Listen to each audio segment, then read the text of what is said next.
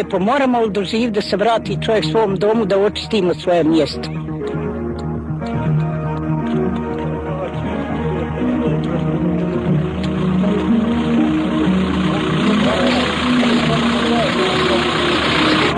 Mi smo otišli zbog toga jer mi nećemo da živimo na način kako propovedaju sarajevske vlasti.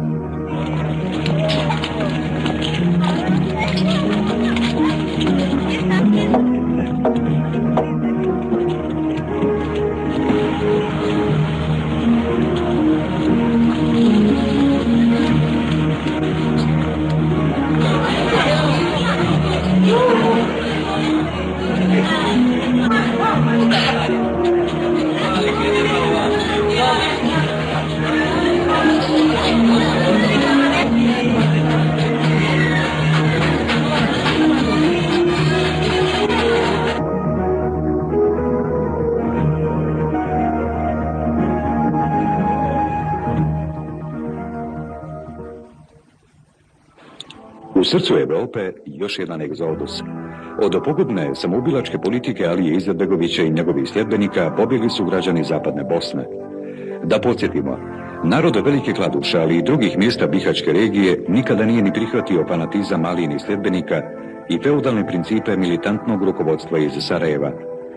Trajan mir, suživot sa svim narodima i narodnostima i ekonomski prosperitet zapadno-bosanske regije osnovno je opredjeljenje ovog naroda koji ne prihvata centralističku vladavinu i upravljanje. Zbog svega toga u septembru 1993. godine, dok se rat rasplamsavao na prostorima nekadašnje Bosne i Hercegovine, narod zapadne Bosne prihvata i potpisuje inicijativu o formiranju autonomne pokrajine Zapadna Bosna. Takvo opredjeljenje potvrdili su kasnije i deklaracijom potpisanom sa Republikom Srpskom, te izjavom potpisanom sa Hrvatskom Republikom Herceg-Bosnom.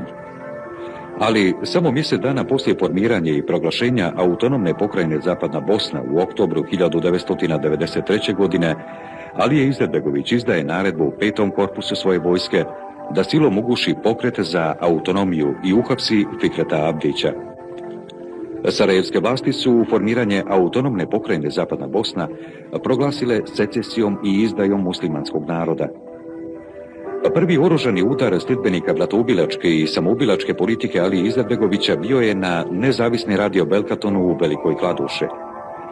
Nešto kasnije, 3. oktobra 1993. godine, uslijedio je oružani sukob jedinica petog korpusa Alijine vojske i naroda Zapadne Bosne, koji je odlučio da po svaku cijenu sačuva autonomiju.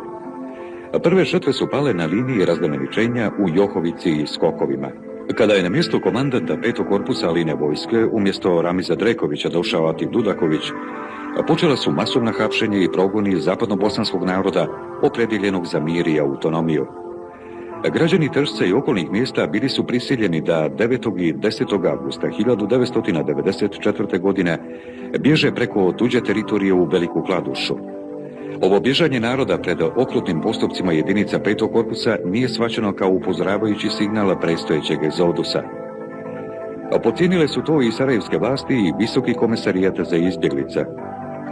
Poslije pada Pećigrada u ruke Alijinih fanatika, borci narodne odbrane se zajedno sa 70.000 građana samo inicijativno povlače sa rodnih ognjišta i napuštajući svu imovinu odlaze u izbjeglištvo na Kordun.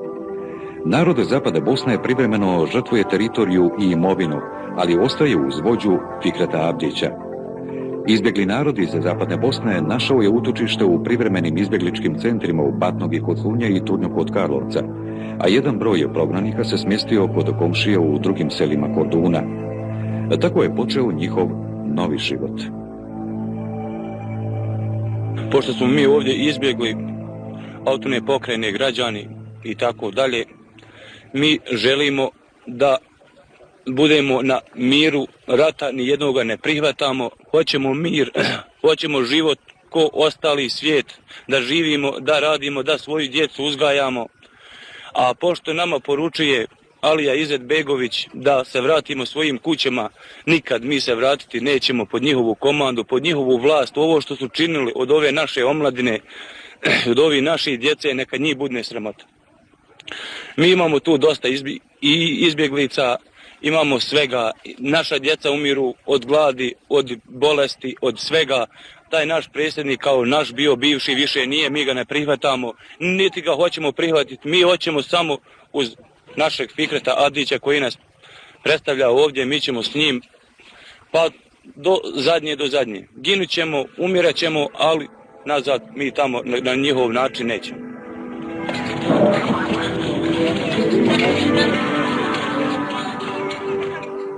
Očero nas je korpus 5 i sram je bilo. Što su nam tako radili pa nas očerali, još nam kuće plaćkaju. Našu imovinu i našu sirotinju što smo stekli. Žena sam 55 godina, a sad sam spala da nemam ništa svoje obući.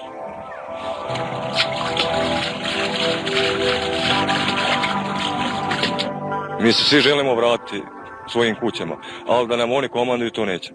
Nikad ne želimo da idemo u Kladušu ako je 5. korpus u Velikoj Kladuši. Jer to nije vojska, to su ubice, to kolje, to nema šta ne radi. Jer ja znam koji sam bio od 14.7. u Bihaću, gore. Od 14.7. ja sam pobjegao sad neku večer, nema 3 noći kako sam došao ovdje. I to ubija gore. Kako ste uspjeli da se izvučete? Pa mi smo bili, jer nas je bilo 15 sa nekim Bugarima, sjekli smo drva. Nas je 15 za dan moralo usjeći po 60 metara drva. Usjeći, natovariti na traktor, istovariti i složiti. Sa jednim obrukom. I to nemaju 2 šnice kruha. Od djete od 5 mjeseci to možeš pojesti.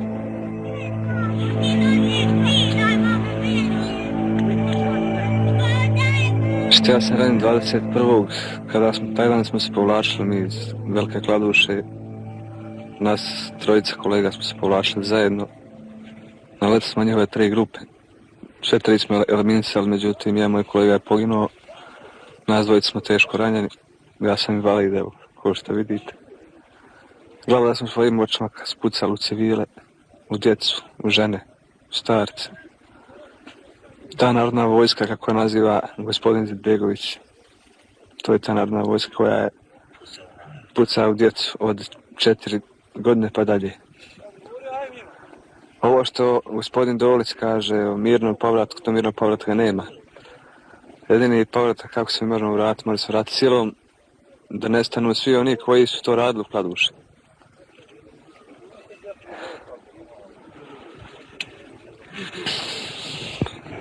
Vi ste mlad čovjek.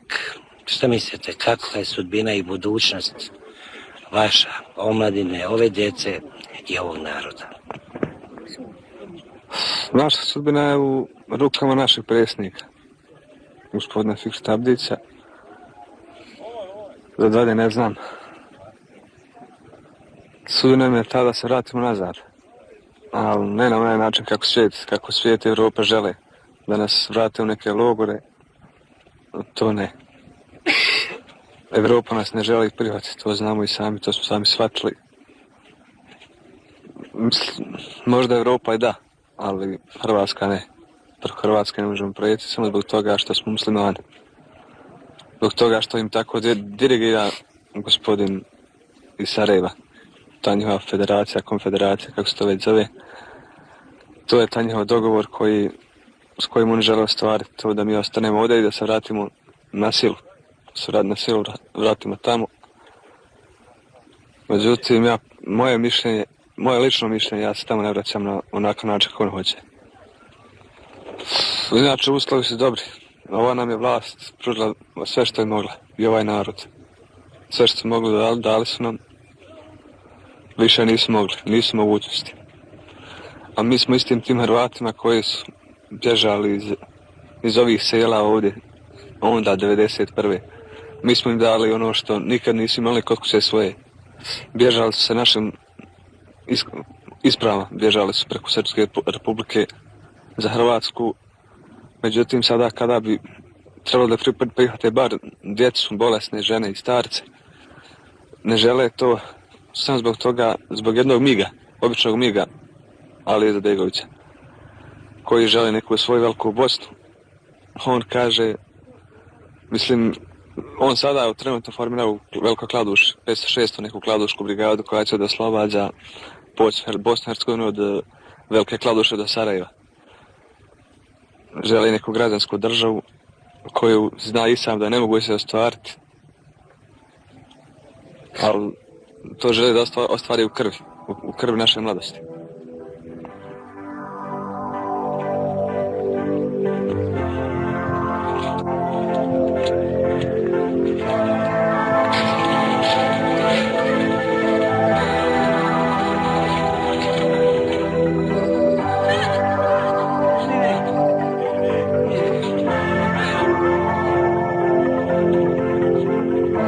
Mi smo otišli zbog toga jer mi nećemo da živimo na način kako propovijedaju sarajevske vlasti. Taj život ti ljudi neće. Sve ostavljaju i idu. To mi smo praktičan primjer da ne može se vojno nametati volja ljudima i zato su ljudi otišli. A zašto se ljudi ne vraćaju? Ima ova ponuda sa jednog aspekta, sa aspekta da se izgradi moderan izbjeglički centar koji će imati sve, a vi znate u Batnozi i Turnju da nema ništa. Pa iz tog centra da ljudi mogu da idu kućama ili ako vide da nemaju rješenja da se vraćaju nazad i da idu u zapadnu Evropu. Zašto ljudi ne idu? Jer oni znaju da samo uđu na prostore AP, 5. korpus tada odlučuje, prigovori će biti razni, ali on će vojno spriječiti volju ljudi, kao što je spriječio volju ljudi u Bihaću, Cazinu, koji su više za autonomiju nego mi. Međutim, ne mogu to ispoljiti. Znači, ne treba tragati zatim da li se ljudi mogu vratiti ili ne, koliko je slučajnih ispaljenih kuća, nego treba tragati zatim kakve će ljudi uslove imati kad se vrate, na koji način će oni raditi, živjeti, odlučivati i koja će oni prava imati. To je suština. A oni znaju šta bi imali da se vrate. Jeste li optimiste? Ja sam uvijek optimista. Ovi ljudi će pobijediti u svakom slučaju. Narod je nepobjediv. S jedne strane, a s druge strane mi imamo i danas, mi smo prošlu noć 500 ljudi je izašlo van. Prema tome, zbog čega? Zato što je jedan broj ljudi bio koji je bio na vazi. Jednostavno je vidio da ono što smo mi zagovarali, da je to pravo i krenuo, ostavio kuću, a krenuo u vrlo loše uslove, čak preko medija sad i znao kako loše uslove ide. Ovi naši ljudi koji su ranije otišli, čak su mogli reći da nisu znali kako će biti loše primjeni, kako će biti loša ishrana, smještaj i tako dalje. Ali ovi sad sve znaju i ponovo dolaze. Istini za volju nama i šalju određen broj izbjegli ljudi i to sarajevske vlasti, posebno doktrinirane i osposobljene i školovane, da pravi nemire unutar u izbjegličkim centrima, da razara to vrlo organizirano tkivo. Ja se nadam da je to vaš utisak prilikom obileska ovih izbjegličkih centara, kao što su razarali putem svoje obavještajne i kontraobavještajne službe i tkivo pokrajine dok smo mi tamo bili, koristeći pritom i našu infrastrukturu, naše ljude koji rade vani, pogrešno i informirajući, a čak i prisiljavajući. Ako neće raditi na način da izdvajaju 10% od svojih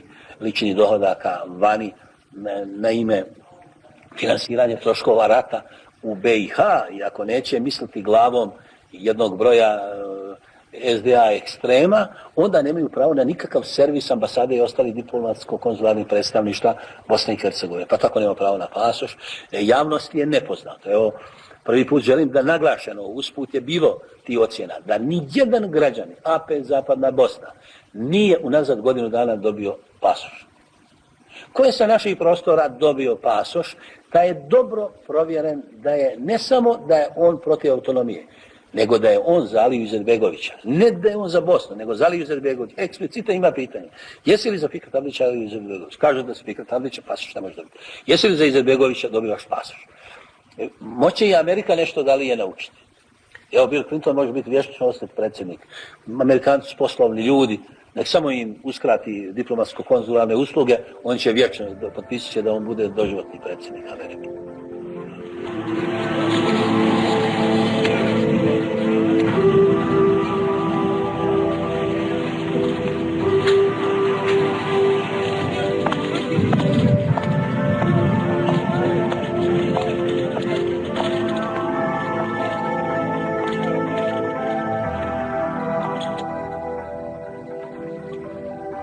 Narod Zapadne Bosne želi samo mir i slobodu, ali je ovom regijom privremeno zavladao peti korpus, sprečavalac politike volje građana.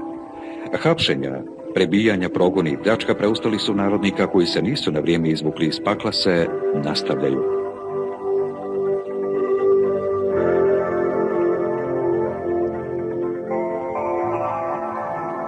Dok Alija vlada, nikad ako babo nas povede, idemo sutra. A nikad dok je Alija živi, dok on vlada, nikad. Najviše ovo on nas zove ovdje. Kako se zovete, gospođo? Beć, Fikreta. Fikreta, odakle ste? Iz Todorova. Todorova. Kad nam babo kaže da idemo, ićemo sigurno sutra, ako on pođe. Sa Alinim putem, bolje da nas ovdje zakopaju. Todorovo je sigurno razrušeno, vaša kuća. Todorovo je Vukovar.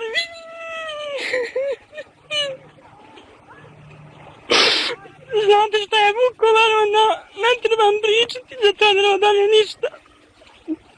Ja i ranjena od generala. A vi ste i ranjeni? Ja sam ranjena na kućnom bragu. I tako da sam s tim putem došla i do ovdje. Ovamo, jeste htjeli u Hrvatsku, negdje u neku drugu zemlju da idete? Mislila sam samo da prijeđem u Hrvatsku, pošto mi je muž tamo. Pa sad ne znam kako i na koji način. On je ranjen, nema lijeve ruke. U bolnici, jel? Bio u Zagrebu i kad je pala autonomija, onda su ga istjedli. Vi ne možete da pređete? Išla mi kod njega, da ga poslušim, da ga posjetim, kako ću sad proći. Nismo se vidjeli, već ne mogu ti pričati. Humanitarne pomoći za izbjegli narod Zapadne Bosne je sve manje. Uprkos se blizini Karlovca i Zagreba, međunarodne humanitarne organizacije su zakazale. Strani novinari još ne dolaze, a svjetski mediji prečutkuju istinu i gorku sudbinu ovog naroda. Svijet je slijep i nijem pred egzodusom nevinih ljudi, ali narod Zapadne Bosne se snalazi kako zna i umije.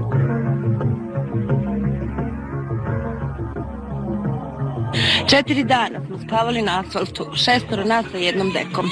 Ovi su ljudi došli kasnije iz staroga sela, a mi smo baš iz Velike Kladuše. Ja sam radila u pošti Velika Kladuša 25 godina. Što da vas još pitam, kada ćete se vratiti u Veliku Kladušu? Nikada. Ovdje ćemo umreti, ali tamo nikada pod Alinu čizmu. Vidim, ovo je kuća napuštena, bilo vas je dosta skupila. Ja sam golim rukama, ovim šakama i moje je trva. Čistili smo golim rukama ovu porušenu kuću da decu spasimo od kiše. Ništa ne drugo reći, ali u Kladuši sam i natrčana. Pa dobro, gospođo, Pod kuda? Alinu vlast nikada.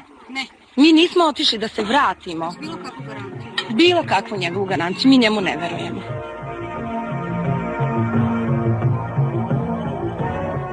Sad smo zajedno tu s muslimanima jer tamo nemamo mogućnost, sad pogotovo kad njihova vlast dođe mi nemamo mogućnost tamo da živimo. Nas su Srbi ovdje primili, prvi i drugi dan su svoju hranu, večeru, doručak podijelili našoj djeci. Mlijeko, kruh, sve su dali nama jer nismo imali drugo šta, mi smo pošli s koferima, ono najnužnije za djecu smo ponijeli. Jednostavno morali smo bježati. Jer niko ne želi da mu dijete bude zaklano žicom, niko ne želi da mu brat, rođak bude premlačen, ubijen na smrt. Jer tako su zarobljenici naši vraćani, mrtvi, prebijeni, izmasakrirani. To je strašno. Ja za svog sina ne znam koji je zarobljen 36. je zarobljen u Marijanovcu. Jedini Hrvat koji je zarobljen. Vi se gospođo zovete? No, Jolanda Nikšić. A vi se zovete? Ja sam Ana Nikšić. Gdje ste vi radili, Ana? Ja sam u pošti radila, bila sam na mobitelu sam radila, inače sam radila na svim radnim mjestima, šalterski radnik. Sad nemam ni posla, nemam kuće, nemam ništa. Vi ste Hrvatica, dakle? Da, Hrvatica pa, ja sam. Hrvatska je tamo preko. Ne. Da, ali ja neću u Hrvatsku, ja nemam tamo nikoga. Moj obitelj je ovdje, moji prijatelji, moji susjedi, svi su tu. Ja sam tu bila prihvaćena, ja sam inače iz Mrkonjić grada. Došla sam za poslom u Kladušu, tu sam se udala, tu sam živjela. Imala sve mogućnost, sva prava kao i svi ostali, priznata, cijenjena, poštovana, voljena. A sad, gdje je ovaj narod, tamo i ja. U Hrvatsku nikako, u Kladušu se možemo vratiti jedino pod patronat Europske zajednice kao što je Mostar, da nam oni garantiraju uz našeg babu. A on ide ispred nas, mi za njim. Gdje je on tamo, mi? Ako u smrt i u smrt. U smrt ako treba, idemo za njim.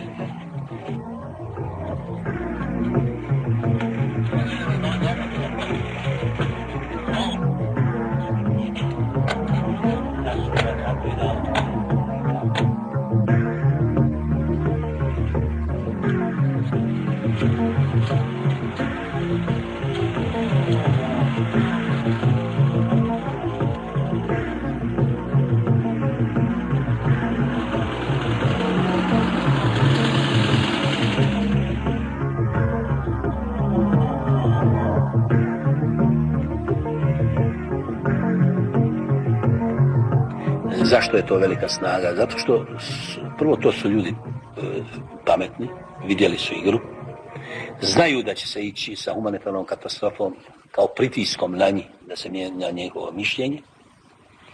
S jedne strane, i s druge, a kad je riječ o snabdjevanju, onda moram da kažem da se to svjesno radi. Potpuno svjesno i njema to ne snalaže, vrlo se dobro međunarodne organizacije snalaze, jako dobro su snabdjevene, mi smo izvanredno dobro locirani, pa mi smo od Zagreba, mi smo na pragu Zagreba, a da ne govorim Karlovca kad je riječ o Torunju. Prema tome, sve su tu stvari jasne. Sve su međunarodne organizacije još uvijek, iako u tim razgovorima koje sam imao u 2 navrata u UNPROFOR-u, ja vidim napredak i vidim raspoloženje gospodina Demela, vidim raspoloženje jednog velikog gospodina ambasadora Petera Galbraitha i kod drugih ljudi kojima sam učestvovao u razgovorima. Ali od ozgo do dole dok se to spusti, jako je puno tu praznina i vidi se da se radi o jednom svjesnom pritisku na ljude putem totalno loše snabdjevenosti, što je vrlo velika pogreška. Ja ne mislim da se, kako to drugi kvalifikuju, međunarodne organizacije od najniže do najviše instance a priori stavljaju na snagu vlasti u Sarajevu. Ne. Ja mislim da su posrijedi druge stvari o kojima sada ne bi govorio, jer mislim da bi došla u sjenu pitanja ovih ljudi, a ovi ljudi moraju biti u centru pažnje koji se nalaze u Batnozi, na Turnju, a moram da kažem vama, i u kućama Korduna i Banije ima toliko koliko u svakom ponaosob ovom izbjegličkom centru. Napokon stižu i predstavnici 7. svjetske sile. Nekoliko novinara stranih agencija najprije uz pratnju posmatrača Evropske zajednice odlaze u Veliku Kladušu i tamo razgovaraju sa Dudakovićim vojnicima, a onda se vraćaju na Kordun i pitaju zašto je narod pobjegao od svojih kuća. Ali novinari nisu došli u izbjegličke centre u Batnogi i Turnju da to pitaju narod, već su odgovor tražili od rukovodstva autonomne pokrajine. Došli su očigledno kao i uvijek sa unaprijed utvrđenim zadacima i scenarijem. Da li se igdje još dogodilo da je narod pobjegao od svoje, pod navodnicima, vojske?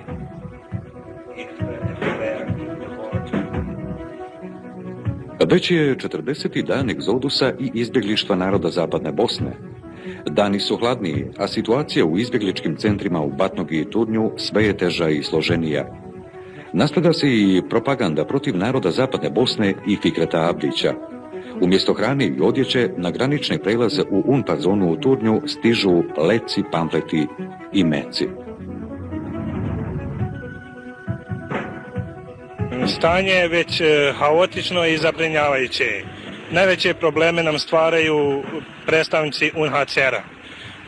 Više su se stavili u službu politike i u službu vlade BiH nego u svoje humanitarne svrhe za koje su oni i imaju svoje namjene.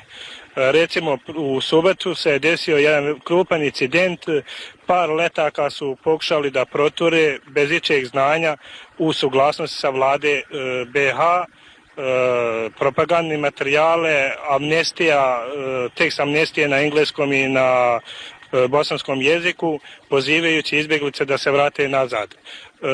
Bojkotuju nas i sa ishranom, samo daju one količine da mi možemo preživljavati. Recimo, zadnjih mjesec dana dobivamo samo kruh i ništa više. Dakle, propaganda očito je vrlo žestoka. Da vam kažem, žestoka, i svi su se stavili u službu vlade BiH. Jedan jedini cilj jeste da se vratimo u zapadnu Bosnu pod komandu 5. korpusa i pod one vlasti koje su pomoću hunte 5. korpusa došle na vlast. Zima dolazi, ljudi se snalaze kako znaju i umuju, hrane nema dovoljno. Hrane nema dovoljno, kao što sam rekao, UNHCR samo zadnjih mjesec dana samo kruh doprema i ništa više, i suočeni smo sa velikim problemima, posebno oko smještaja i osnovnih stvari, ćebadi, pokrivača, ležajeva i tako dalje. Kakva je zdravstvena situacija u centru? Pa da vam kažem, moram da kažem da nam je recimo par beba čak umrlo od gladi i nedovoljne ishrane, jer apsolutno dječje hrane nema nikako. Onda možete da zamislite kakvo je zdravstveno stanje u kampu. Međutim, mi smo odlučni, rekli smo, samo možemo sa Koranskog mosta u Koranu, ali nikad se nećemo vratiti pod vojnu huntu i vlast BiH vlade onaka kakva ona jeste, i nema šanse da se mi vratimo. Ovdje kao da se nebo bori za prevlast. Čas je u nadiranju, čas je potisnuto vrhovima krajiških brda, da bi u tom svom stalnom kretanju zarobilo čovjeka, potrebom i osjećanjem da je on u ovom vremenu samo besmrtni putnik, pa mu se to nebo i nametnulo kao putokaz do većih i ljepših sloboda, da bi na ljepši način tom svom putovanju ostavilo pomena. Tako je jednog dana svoje slušalce u izbjeglištvu informisao Radio Belkaton. Radio, koji je također i sam izbjeglica, ostao je vjeran pratilac ne samo svome narodu, već i svima onima koji priželjkuju mir i slobodu.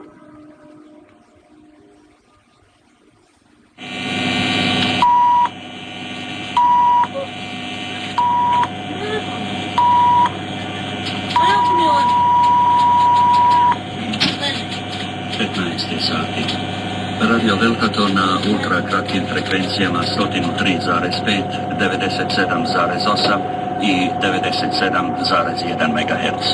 Vijesti. Humanitarne prilike sve su teže, ali još uvijek nije zabilježen niti pojedinačni, niti u grupama povratak prema Velikoj Kladuši i području Zapadne Bosne.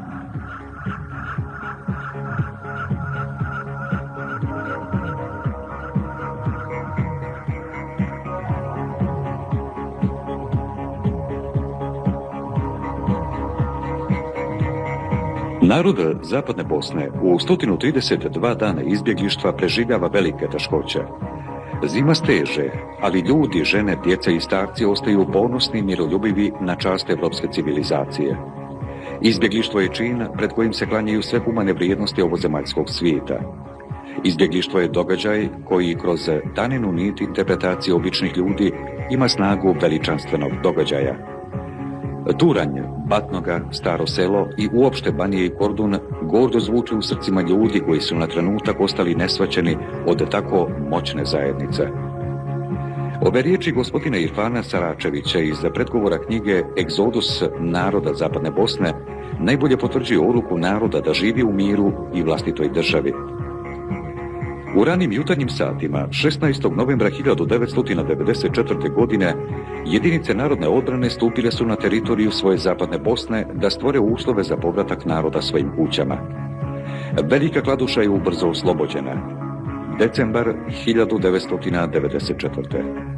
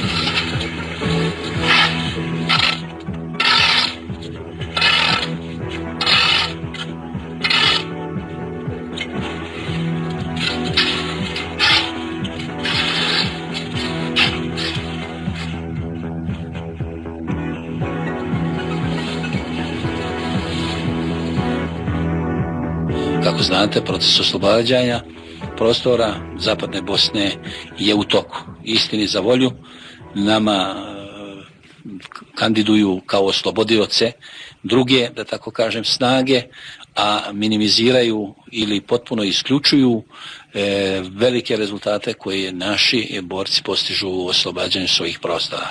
Mi smo svjesni razloga zbog koji se to čini, jer ovdje objektivno želi se po svaku cijenu žele se održati sarajevske vlasti na platformi koja je neodrživa. Svakom je to još uvijek jasno, osim njih sami s jedne strane, a i javnost nije dobro o tome obavještena, jer je poznato da ono što mi trebamo obavijesti javnost, o čemu trebamo obavijesti javnost, to ne nalazi mjesta u svim medijima, a sve što treba da obavijesti javnost sarajevske vlasti, to nađe svoje mjesto u medijima. Činjenica je da to ide na uštrb i javnosti, znači svih slušalaca i gledalaca, svih medija u svijetu, a najviše na uštrb naših građana Zapadne Bosne. Međutim, naši su građani svjesni te činjenice i računaju na negativne efekte koji će utjecati na proces ostvarivanja naših prava putem političko-propagandnog rata koga praktički sarajevske vlasti vode protiv nas, a finansiraju ga sredstvima, zna se, islamskih zemalja, sredstvima koje su namijenjena za pomoć svom stanovništvu, pa i ovom na prostorima Zapadne Bosne. Ovdje se radi o gruboj zloupotrebi ratnog stanja i gruboj zloupotrebi humanitarne pomoći, ali ona je na sceni, još uvijek je ne uviđaju, a ja se nadam da će uskoro doći na tu ideju da to vide. Jednako kao što i ne vide u kojoj mjeri je naša opcija, dakle naša orijentacija s kojom smo mi krenuli od početka, u kojoj mjeri ispravna. A naša orijentacija je, da podsjetim, bila da rješavamo sva svoja pitanja putem pregovora. Opet, sarajevski vlasti su mislili da na ovim prostorima rješavaju sve putem rata. Kada su vidjeli da ne mogu ostvariti svoja ciljeve putem rata, i sami prihvataju pregovore, ali ne prihvataju naš koncept navodno, a to ne mogu nikako izbjeći, jer mogu samo rat ili pregovore. Oni objektivno žele da oni sad se posluže, da tako kažem, našim programom, ali su u tome zakasnili. Nas je inače osnovni, ja bih rekao, naša osnovna je prednost sarajevske vlasti, nas najviše slušaju u svijetu. To prvi put da kažem, jer oni sve rade ono što mi predlažemo, samo sa godinom dana zakašnjenja. I u stvari nije problem tih vlasti, problem je u tome što jednostavno oni nisu dozreli situaciji koja se nalazi u Bosni i Hercegovini. Jer da ja da podsjetim, kad su oni ratovali i tek počinjeli i rasplamsavali rat sa Hrvatima, mi smo tada potpisivali izjavu o dakle mirovnom kojem smo želi obezbediti trajni mir. Nakon što su oni potpisali ovaj sporazum sa Hrvatima, oni su jednostavno prestali da optužuju Hrvate i hrvatsku stranu, da tako kažem, za secesiju Bosne putem Zapadne Bosne kroz podršku, dakle, nama u Zapadnoj Bosni. I za toga su samo prozivali srpsku stranu i odgovarajuće vođe. Međutim, kad su sada došli i na to da oni potpišu primirje, mi smo deklaraciju potpisali 22. augusta sa Republikom Srpskom, a evo oni su jedno ozbiljno primirje nakon 14 mjeseci potpisali. Prema tome, oni vidite kako oni nas slušaju. Oni tačno idu po našem programu, ali sa 12 do 14 mjeseci zakašnjenja. Sad šta to znači? To znači da ne vladaju nikakvim procjenama, da ne cijene stanje, a šta opet to znači? Da nisu sposobni da budu na vlasti, da se moraju maknuti ako hoće pomoći svom narodu. Međutim, oni uporno vide sebe na toj vlasti i stalno idu na isti, da tako kažem, kolosijek, a to znači da koriste to što je muslimanski narod žrtva, poistovjećujući sebe žrtvom i prisvajajući sebi pravo da rade posao za kojem nisu dorasli. I narod, dakle građane Bosne koji se nalaze pod kontrolom, da tako kažem, sarajevske vlasti, treba osloboditi takvog rukovodstva. A inače, što se nas tiče, mi smo sa njima jako zadovoljni. Oni su vrlo veliki naši poslušnici, ali eto nisu dorasli zadatku koga imaju, kopčaju kasno i idu našim stazama. I nikad ne prihvataju greške i ne priznaju greške, a činjenica je da i vi iz medija ih malo podsjećate na neka dokumenta, neke poteze koje mi činimo i koje oni povlače sa velikim zakašnjenjem.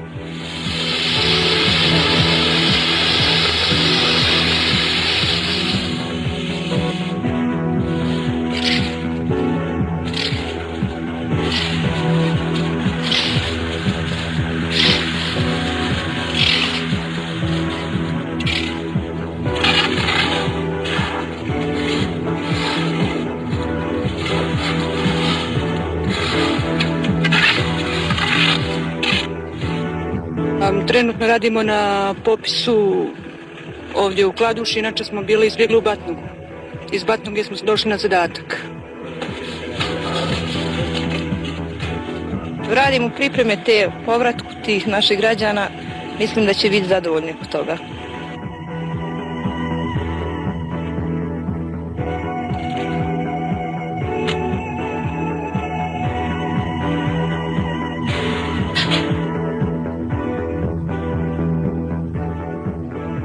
Vi ste radili ovdje baš u ovom prehrambenom kompleksu? Ja sam radio tu u prehrambenom kompleksu kao rukovodioc jedne fabrike pogona za proizvodnju topsa, tibera. Onda sam izbjegao, sada sam se vratio po zadatku da snimim stanje postojeće koje je u ovom objektu. Nažalost, finalne robe je ostalo i dosta je opljačkano, akumulatori, otišli su kontejneri i razne robe. Velik dio opreme je ipak zatekao se tu jer je ostavljen i očekivao se ovakav način povratka izbjeglica i naroda iz područja autonomne pokrajine Zapadna Bosna. Evo, okolo čujemo po brdima pucnjavu, znači još se vode borbe? Pa nažalost borbe se još uvijek vode, još uvijek nije došlo do svijesti da ipak jedini način rješenja i opstanka i svega je ipak ovaj način koji je ponudio predsjednik Avdić za ovaj narod i za ovaj kraj. Velika Kladuša je oslobođena i više neće biti okupirana, jel? Mi se nadamo više nikada. Narod je jedan put nažalost doživio egzodus, međutim sada više nema povratka jer ovo je na sve ili ništa. Do kraja.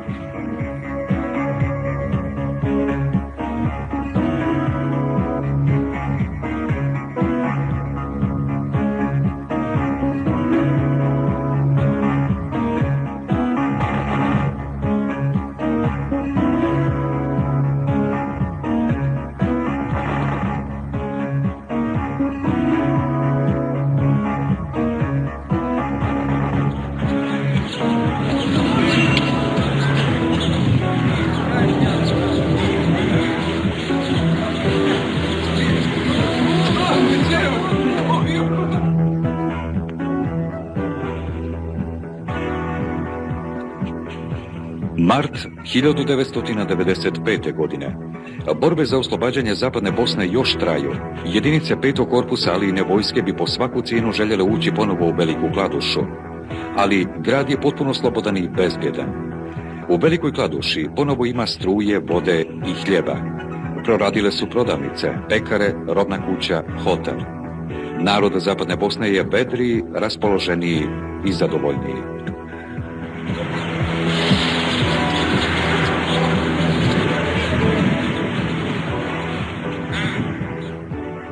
Poznato je da smo mi građane iz izbjegličkih centara Turanja i Batnoga vratili na prostor Zapadne Bosne, ali nismo sve doveli, nismo im omogućili da dođu do svojih kuća. Sljedeća faza je dakle da iz ovih daleko boljih uslova u odnosu na one u izbjegličkim centrima im obezbedimo, ja bih rekao, one opet neprave, polu normalne uslove, jer kad dođu svojim kućama, oni će doći opljačkane, prazne kuće, a napustili su pune. U svakom slučaju mi realizujemo taj cilj vrlo uspješno. mada i mediji doprinose tome da se minimizira naša borba. Naprimjer, unazad mjesec i po dana konstantno se govori o borbama istočno od Velike Kladuše. Pa je to bilo i kad je bilo 3 km od Velike Kladuše i danas kada se nalazimo na 15. kilometru kod Vrnograča.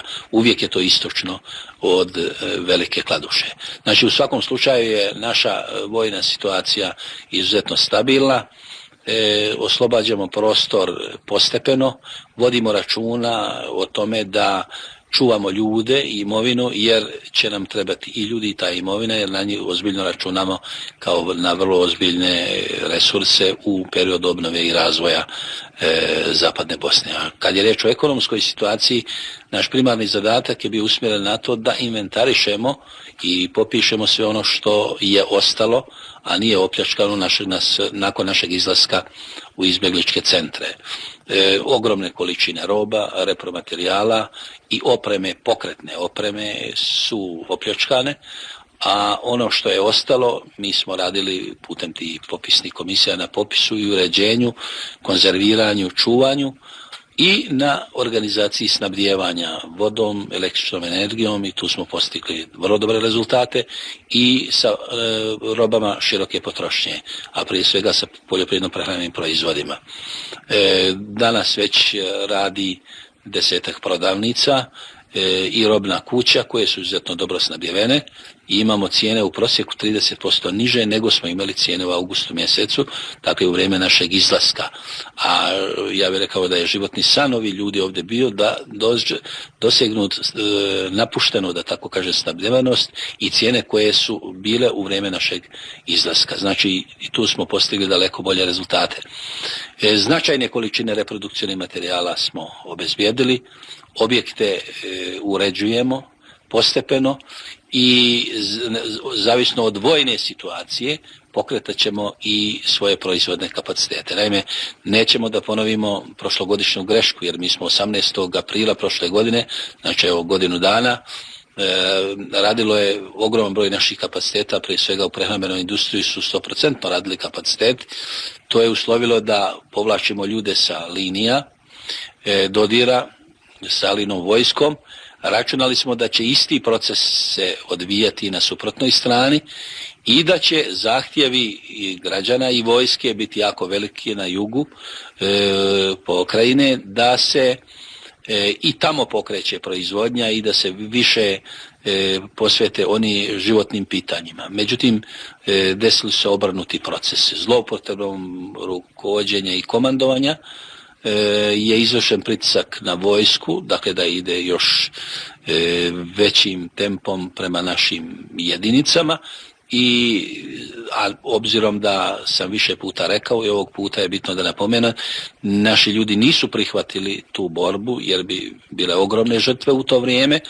Mi smo se opredijelili na povlačenje, a nakon povlačenja u izbjegličke centre računali da ćemo političkim sredstvima razriješiti sva sporna pitanja. Pošto nije bilo raspoloženja od nijedne strane za rješenje naših pitanja političkim sredstvima, mi smo odabrali jedino moguć način, dakle oružjem, da se ovdje vratimo, i vratili smo se i sada, dakle, ne samo da imamo značajan dio teritorija, nego stvaramo postepeno i uslove za pokretanje proizvodnje, ali vodimo računa daleko više o uravnoteženim odnosima snaga korištenja na vojnom i na ekonomskom planu. Recite nam, kakva je saradnja sa međunarodnim organizacijama? Pre svega mislimo na humanitarne organizacije i uopšte kakav je sada status Zapadne Bosne? Pa poznato je da smo mi u septembru mjesecu 1993. godine donijeli odluku o proglašenju autonomne pokrajine Zapadna Bosna. Mi smo i u tom periodu imali jasno opredjeljenje građana da se konstituišemo kao republika. Nismo to učinili iz prostog razloga što smo želili da sa manje, da tako kažem, sukoba, nismo računali na oružane, verbalni sukoba, dođemo do jednog ustavno-pravnog oblika organizovanja koji će nama omogućiti da mi organizujemo svoj život u skladu sa našim geopolitičkim, geostrateškim položajem i našim opredeljenjem. tu nije bilo razumijevanja i došlo je do oružanog sukoba koji su konstantno pretvarali u rat između nas i Aline vojske. Mi smo konstantno govorili da mi ne ratujemo, nego branimo svoju ideju oružjem. Dakle, ne dozvoljamo da se ona ugasi. Nakon što smo izašli u izbjegličke centre i donijeli odluku i prihvatili jedino mogući način povratka oružjem na ove prostore, mi u stvari vodimo pravi rat sa Alinom vojskom i ta činjenica i ranije opredjeljenje nas je navelo, kao i niz drugih faktora, da konstituišemo Republiku Zapadnu Bosnu i pritom opet konstatujemo da smo ravnopravna republika kao Republika Srpska, Herceg Bosna i ostatak Bosne. Jer ne bi mogli prihvatiti da, mi mislimo da je jedino rješenje za Bosnu i Hercegovinu Unija Republika, zapravo to rješenje je već bilo na pomolu. Zna se da je velika greška da do tog nije došlo u septembru mjesecu 1993. godine i ako idemo na Uniju, mi ne možemo biti u onom dijelu, a to što smo ranije prihvatili u okviru Bosne, dakle onog dijela koji ne čini Republiku Srpsku i Herceg Bosnu, nego moramo biti samostalna, ja bih rekao republika, i da o svim pitanjima mi ravnopravno odlučujemo sa, da tako kažem, preostalim faktorima koji djeluju unutar međunarodno priznatih granica. Pritom mi konstantno podvlačimo i ovog puta da možemo obezbediti onaj oblik organizovanja i prihvatit ćemo onaj oblik organizovanja koji odgovara i koji prihvate 3 konstitutivna naroda. Kod nas se radi o 4 jedinice i 3 konstitutivnog naroda upravo zbog nerazumijevanja ove treće, znači ostatka Bosne. Mi moramo, dakle,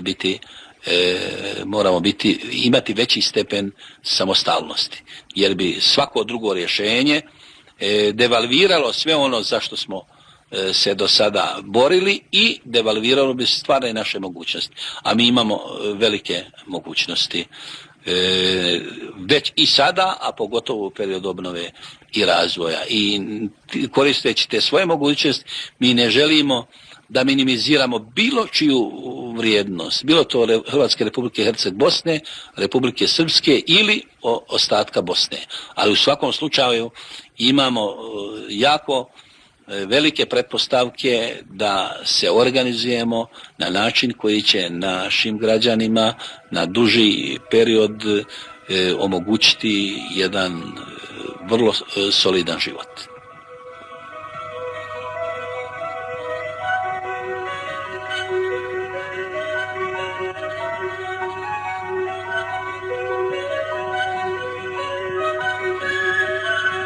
I dok sljedbenici Alije Izetbegovića na svim frontovima doživljavaju poraze, slobodni prostori zapadne Bosne se šire.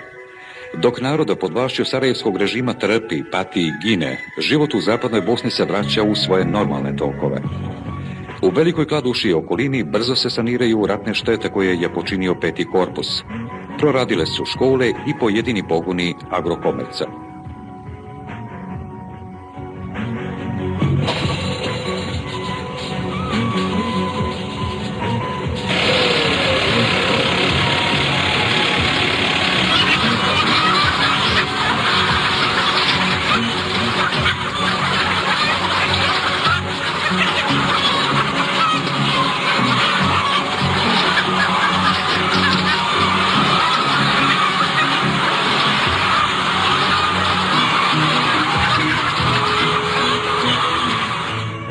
Recite nam koliko ovdje ima sada koka? Ima sad 50.000.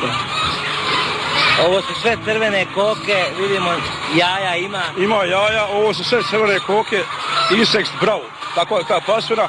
On njezin je plan proizvodnje da proizvede godišnje 272 komada jaja po jednoj nosilji. Inače, koliko je ranije bilo ovdje koka, koliki je kapacitet ove farme? Ove farme lično bilo 154.000 kapacitet. Bez ove farme ne bi mogli ni drugi pogoni u Agrokomercu da... Ne bi, to je taj naš lanac kojega smo mi povezali na bazi jaja i naši svi proizvoda, tako da ne moramo učestvovati. Bez jaja naši pogoni pojedini ne bi mogli raditi. Znači, život u Velikoj Kladuši ponovo se vraća kao nekada. Privreda radi. Privreda radi, mi sad obnavljamo sve svoje pogone, proizvodi su počeli u gore drugim pogonima, tako i u ovoj farmi. Očekivamo za koji dan da ćemo još 50.000 naseliti u ovu istu farmu, pa ćemo opet naseliti farmu Šumate 150.000, farmu Pećina 150.000, ovih koka, isti vaki, ovi nosilica. I bit će u Velikoj Kladuši i Zapadnoj Bosni kao nekada. Biti tako i bolje još. Sigurno imamo svoga babu koji nas vodi tačno kako treba. Sa oživljavanjem privrednih kolektiva na oslobođenim prostorima Zapadne Bosne osnivaju se i društvene organizacije. Ideja o autonomiji pretočena je u stvaranje vlastite države, Republike Zapadna Bosna. U tom cilju su štampane deklaracije i proglas povodom proglašenja Republike Zapadna Bosna, jer je ona ključ rješenja bosansko-hercegovačke krize. Predviđeno je da Zapadna Bosna kao republika djeluje u funkciji mira, slobode, ljudskih prava i rada. O tome svjedoče predsjednik Saveza omladine i predsjednica Udruženja žena Zapadne Bosne. Mi smo se formirali kao inicijativni odbor Saveza omladine Zapadna Bosna, da smo se obratili pismom dijaspori Juga, pismom u inostranstvu našim građanima, odnosno omladincima, našim vršnjacima, i tom prilikom smo se obratili za nekakvu pomoć i suradnju.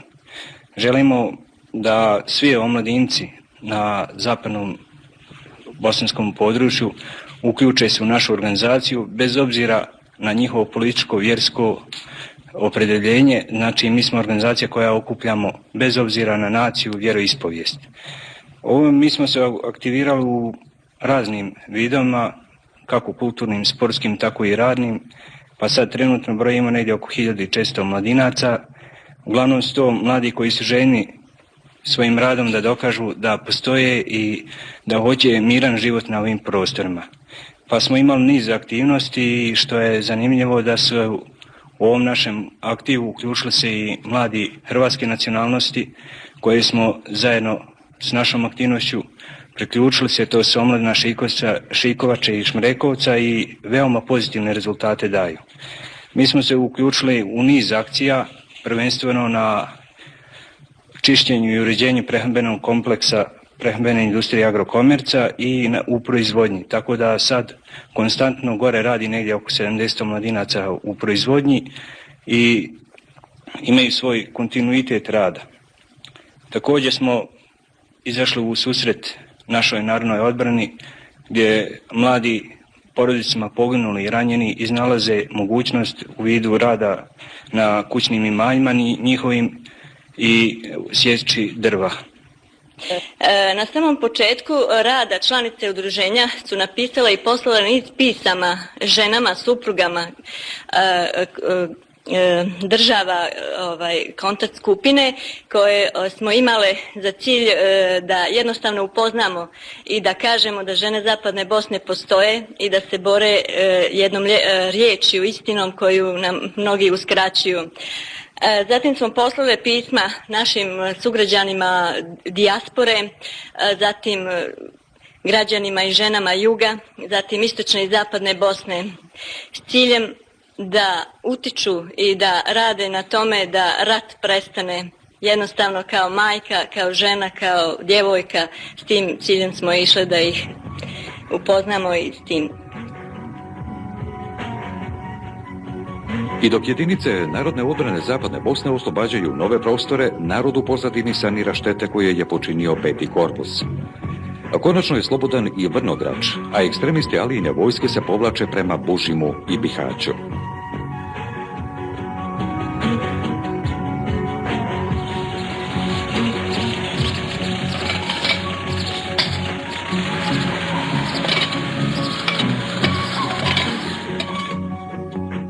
Mi smo u jednoj strateški znatno povoljnoj situaciji. Stvorili smo uslove za povratak, organizovan povratak civila, izbjeglica nazad svojim kućama. Evo, kao što vidite, uređujemo, sređujemo, pripremamo sve za povratak naroda. Ovo mjesto Vrnograč je prilično oštećeno. Čujemo da su ovdje oštećeni neki objekti. Bila je žestoka borba. Pa borbe su dugo trajale. Mi smo se trudili da da sve borbe, način naš borbe je da bude na diverzantski način, međutim neprijatelj kad se povlačio, vršio obnazdu nad gradom, nad praznim gradom, granatirao, uništavao, demolirao, pljačkao, ali mi ćemo to vratiti, vraćamo dušu našem Vrnograču i bit će opet kao što je bilo. Mi smo praktično, može se reći, još uvijek ipak na negdje prvoj borbenoj liniji, ne baš tu, ali ovdje čujem da mogu da dolete i minobacačke granate. Pa mogu, nismo toliko blizu prvoj liniji, mi smo njih ocjelili daleko od grada, međutim imaju još domet minobacača, granatiraju, kad čuje da se mi ovdje veselimo, pustamo muziku, razglas, pa im je krivo, ali šta bi. Zapadna Bosna je sve slobodnija i sve veća. Pa sve veća, sve slobodnija, inače najveći udio u oslobađanju ovog Vrnograča su preduzeli Vrnogračani, pripadnici druge brigade, kako kažu najbolje brigade narodne odbrane, mi idemo dalje, nadamo se skoro ubužimo ovako. Čestitamo vam, kako se vi zovete? Hvala, Admir Mulalić, zamjenik komandanta druge brigade. Hvala vam. Evo i vi ste borac ove brigade. Ovdje polako se stanovnici vraćaju. Koliko je inače živjelo ljudi u Vrnograču? Pa okolica Vrnograča sa ovim mjesnim zajednicama 15.000 stanovnika, uz ovaj dio što je izbjegao zajedno sa jedinicama narodne odbrane 21.8. prošle godine, negdje oko 12.000 sa ovih prostora izbjeglo, sa 2.000 boraca u pravcu Bosanske bojne, a zatim krenuli su jedan dio u Svijet, a jedan dio u Batnogu i Turanj.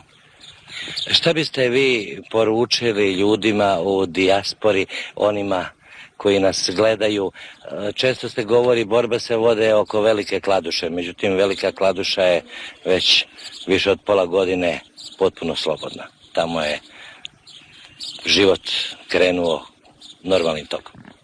Za naše drage zemljake da vide i slikom i glasom da je ovo Vrnograč, jer puno imamo svojih i pristalica i simpatizera Zapadne Bosne u svijetu. Nadamo se da ćemo se uskoro sa njima i naći ovdje u Velikoj Kladuši, a puno i dalje dok jedinice narodne odbrane pripreme i buduće zadatke za koje su one potpuno sada i spremne. Za njih posebna poruka da nemaju čega da se i plaše i sikiraju, jer su jedinice narodne odbrane stasale u sasvim jednu novu vojsku koja je spremna da izvrši svaki postavljeni zadatak, a mi smo u ovoj operaciji Vrnograč pokazali da smo za nekoliko dana oslobodili jedan ogromni prostor i omogućit ćemo za koji dan povratak 15.000 ljudi svojim ognjištima. A Zapadna Bosna uskoro će biti proglašena republika. A to je ono što nas je vodilo od samog početka, to je naš i cilj, jer sve pokušaj da se ovaj sukob riješi na jedan politički način nisu urodili plodom i mi smo u svojoj platformi i kod aktiviranja narodne odbrane stavili sebi u zadatak osloboditi kompletne prostore Zapadne Bosne, a nakon toga i vjerovatno u ovaj koji dan i proglasiti Republiku Zapadnu Bosnu. To će samim tim i ljudima ovog kraja dati jedan novi motiv i novi način života na ovim prostorima, samim tim na ovom jednom ogromnom prostoru trebao bi da zavlada i trajni mir, a ujedno i da bude nekakva predispozicija za buduća rješavanja krize u Bosni i Hercegovini i ex-Jugoslaviji. Štete što ih je rušilački počinio 5. korpus vojske Alije Izetbegovića su ogromne. Prilikom povlačenja ispred jedinica narodne odbrane iz Vrnograča, Alijini i Dudakovićevi ekstremisti su zapalili pogon Saniteksa.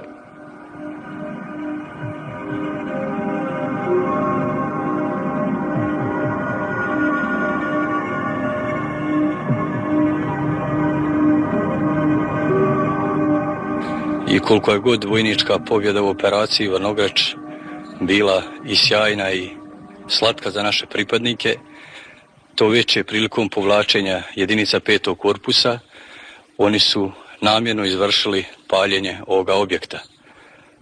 Velika je žalost jer je dobar dio ti ljudi koji su prešli na suprotnu stranu i radio ovdje i dobar dio svog radnog vijeka ovdje i proveo. Da pomenemo da je ovo tkačnica najveća u Europi na jednom mjestu koja je proizvodila godišnje 70 miliona metara gaze, da je u njoj prije rata radilo 300 radnika sa svih ovih prostora, što je još tragičnije prilikom ovog ovako vandalskog čina koje su napravili pripadnici 5. korpusa u nemoći da se odupru jedinicama narodne odbrane, posegli su za ovim, znači onim najružnijim gdje uništavaju materijalna dobra i svoja, a ujedno i društvena. Kada ne može vojnički poraziti narod i vojsku Zapadne Bosne, sarajevski režim na sve druge načine pokušava okrenuti situaciju na ovim prostorima. Ali opredjeljenje naroda i proces oslobađanja i stvaranja Republike Zapadna Bosna jači je od svega. Tačno to da sam bio u izbjeglištvu 21.8.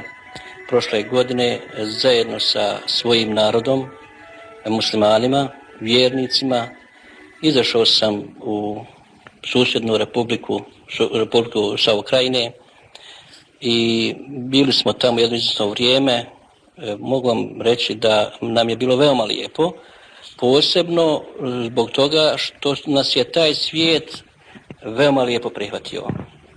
Mi smo čak što više organizirali nesmetani vjerski život preko lokalnih organa vlasti Sao Krajine. Dobili smo saglasnost, pa smo imali jedan vjerski objekat, imali smo jednu džamiju koju smo napravili, u stvari to je jedan šator, veličine 24 puta 10 metara i svakoga petka su se ljudi okupljali sasvim normalno kao i ovdje kod nas u Velikoj Kladuši. Obavljali džumu namaz, ove dnevne namaze svaki dan, jer imamo 5 dnevnih namaza od sabaha završavajući sa jacijom. Svaki dan su vjernici sakupljali, klanjali, molili se Bogu nesmetano, učili ezane, kao da smo, tako kao da smo bili u Velikoj Kladuši. Imali smo normalno i sahrana koje smo sahranjivali po vjerskim propisima. Čak što više dobili smo veoma lijepu lokaciju gdje smo tačno onako po šarijetskim propisima sve obavljali i te sahrane. Međutim, povratkom našim ovdje u Veliku Kladušu, vjerski službenici koji su otišli tamo, nas je bilo 12, svi 12 smo se vratili sa svojim narodom. Sa svojim narodom smo i tu, i mi se ponosimo što smo tu sa svojim narodom. I prije svega ponosimo što smo izašli sa svojim narodom, a onda i što smo se vratili. Tu džamije su već tu, jedan broj džamija već je popunjen, koji su slobodni. Imami rade sasvim normalno, nesmetano. Dobro, ima ovako prigovora i kritike od strane nelegalnih organa islamske zajednice kao što je gospodin Cerić, zatim muftija Makić i tako dalje, koji nas čak proglašavaju da smo mi nevjernici, da ovdje se ne smije klanjati, da ne smije slušati ezan. Međutim, to je očito jedna laž. Meni je žao što danas niste bili prisutni našem obradu podne, gdje je džamija dupke puna. Svaki dan je tako. Međutim, ne znam zbog čega. Ja sam pokušao da stupim u vezu sa muftijom iz Banja Luke. Dobio sam jedan odgovor da ne želi sa nama nikakve saradnje, navodno da je dogovor sa organima, tim kako oni smatraju, organom islamske zajednice, Cerićom i zatim muftijom Makićom, da je njima oni zabranjuju bilo kakvu saradnju sa nama. Ne znam zašto, zbog čega, a imao sam želju da lično taj muftija dođe ovdje u Veliku Kladušu, jer je on naš muftija, čak i legalni muftija, Halilović Ibrahim Efendi iz Banja Luke, jer je to područje muftijstva i on je legalan. Međutim, nelegalno muftijstvo u Bihaću, gdje je upravo Makić, Hasan Efendija, on je muftija za ovo područje, ali je on muftija nelegalan. Njega su izabrali pristalice Ali Izetbegovića, izabrali su ga ti ljudi koji žele da unište i muslimane i tako dalje. Jer upravo s tim njihovim postupcima, kako oni ponašaju se, muftija Makić koji bi trebao da radi na tom putu, da budu dobri odnosi, ne samo među nama muslimanima, nego među svim ljudima, jer na to nas poziva i vjera i Bog, Đelešan i tako dalje. Međutim, on radi nešto drugo. Došao u toku Ramazana, pa je, nekakva predavanja okupio ljude u džamiji, pozivao ljude, da ljudi idu da se ubijaju, da idu iz Bihaća, iz Sazina na Veliko Kladušu. Mislim, to je apsurd, to stvarno nije kao čovjek, prije sve kao čovjek, ne bi smio tako raditi, onda kao vjernik, isto tako, a onda ako je nekakav muftija, onda bi trebao okupiti oko sebe muslimane, okupiti imame i tako dalje, pa na drugi način gleda da zavlada mir, da bude saradnje zbog sviju.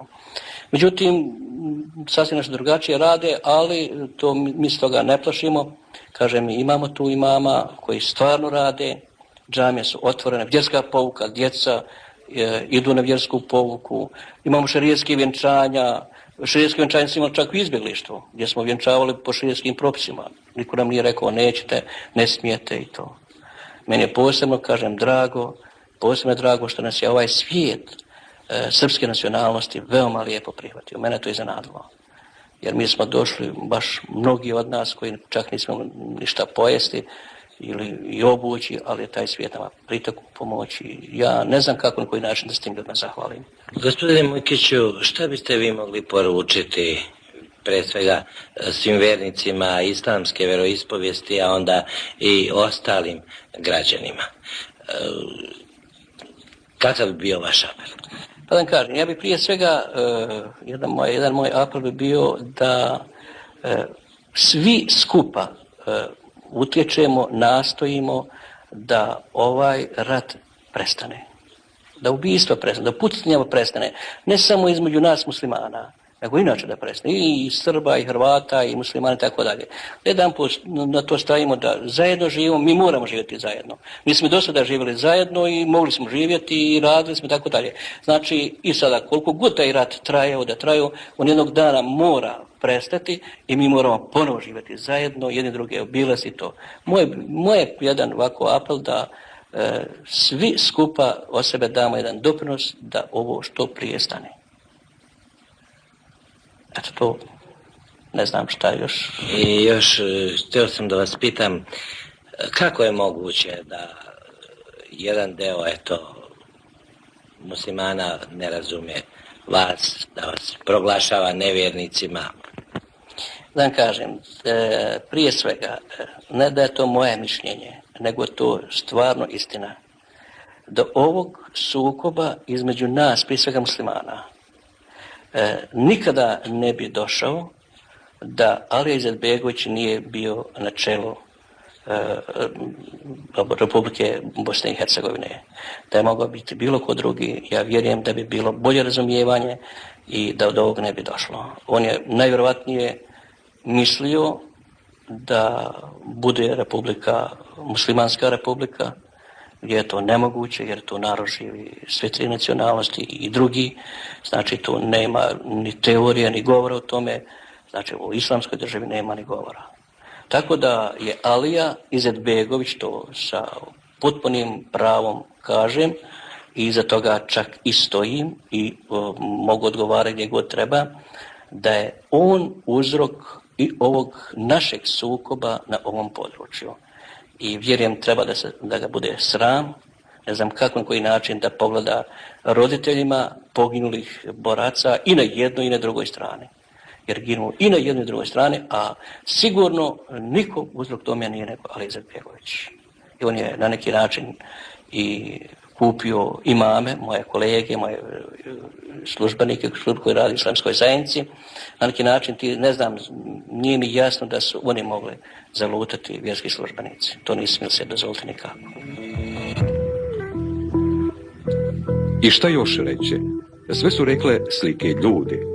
Rat na prostorima Zapadne Bosne prestaće onda kada se obezbijedi ostvarenje političke volje građana od septembra 1993. godine, kada Ujedinjene nacije prestanu ispunjavati političke želje Ali Izetbegoviću i kada pripadnici petog korpusa konačno shvate da je jedinstvena Bosna i Hercegovina po mjeri Stranke demokratske akcije samo puka iluzija, a njihova borba velika besmislica i zabluda. Republika Zapadna Bosna je realnost koju će i svijet morati bilo kada prihvatiti i priznati.